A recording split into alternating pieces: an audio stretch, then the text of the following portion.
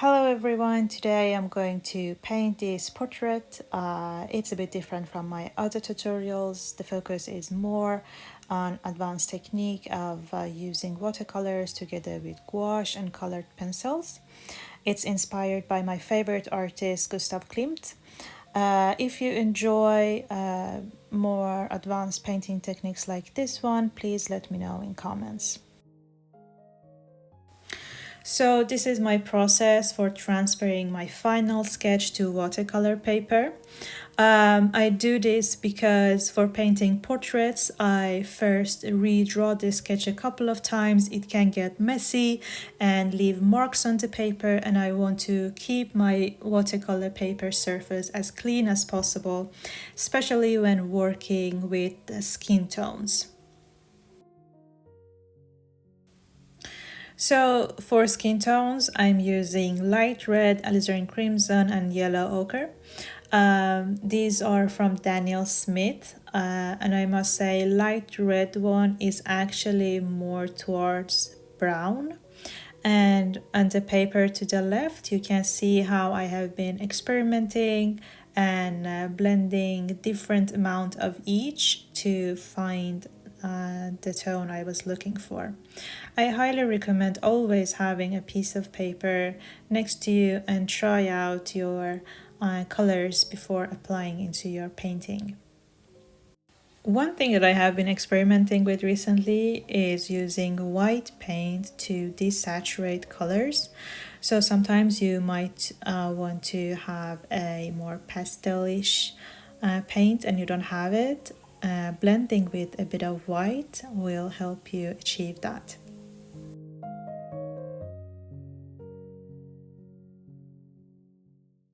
I'm happy with the base layer and let it dry using a hair dryer to speed up the process, also getting rid of any bumpiness. So in watercolors, we build up layers. It's very important not to overwork each layer, let it dry and add on top of. So at this point, I'm adding my first layer of shadows.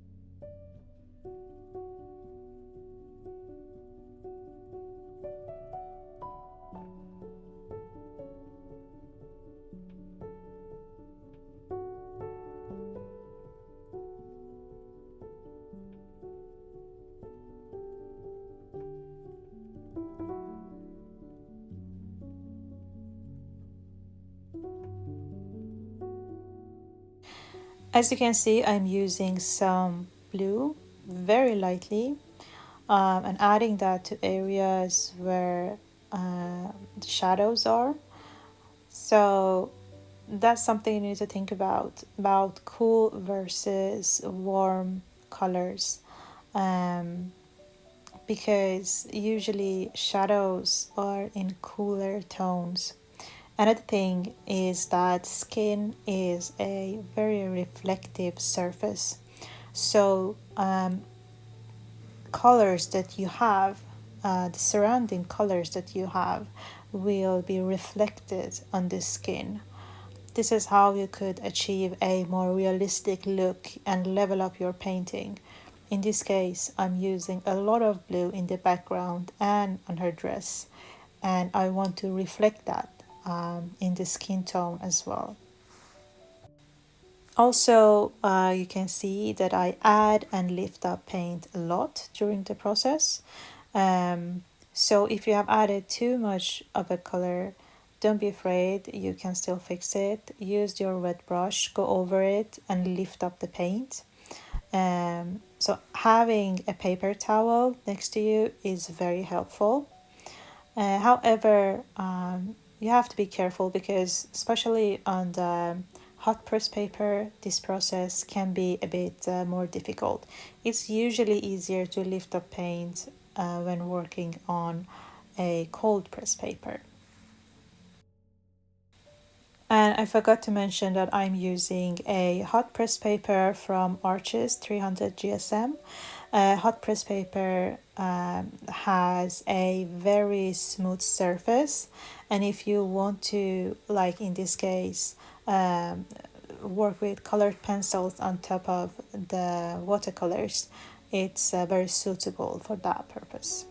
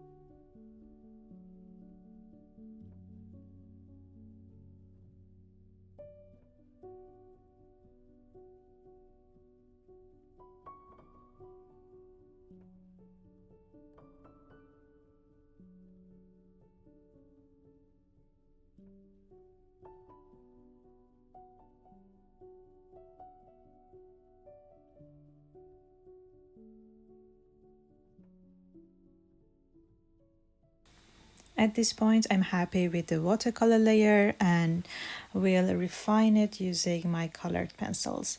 This allows me to work with details and also add some texture to the painting.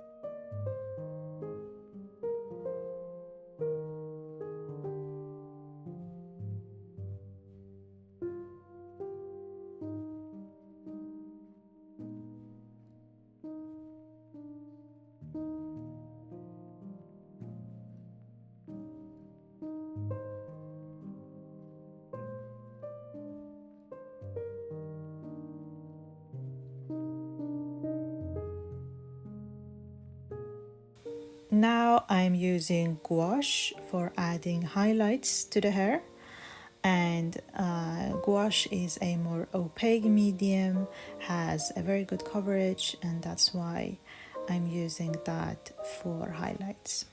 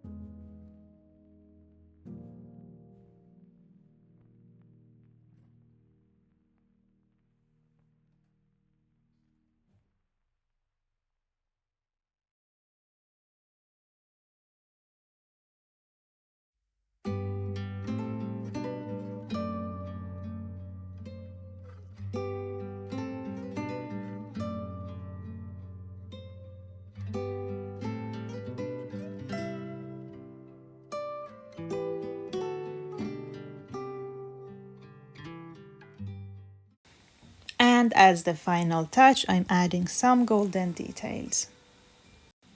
I hope you enjoyed this video. If you did, please give it a thumbs up or subscribe to my channel to see more content like this. Also, if you are curious about the materials I use, please check out the description. Thank you for watching and happy painting.